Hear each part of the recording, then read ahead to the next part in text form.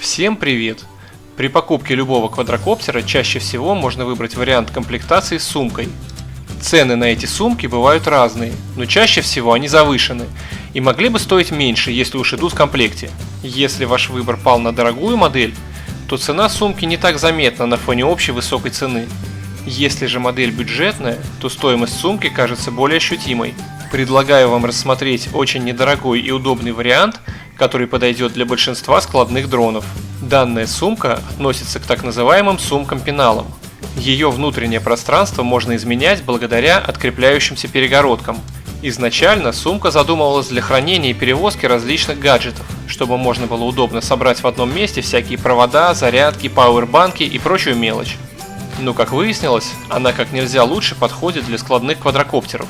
На крышке сумки находится отделение, куда можно закрепить провода и прочие подобные предметы. А основное отделение можно разделить так, либо вот так, ну или как вам больше нравится.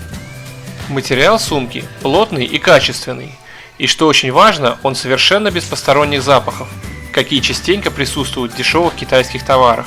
На выбор предлагается несколько цветов. Ну вот, собственно, и все. Покупать комплектную сумку или же эту, решать, конечно же, вам. Ссылка на данный товар находится в описании под роликом. Желаю всем хорошего и правильного выбора. Пока!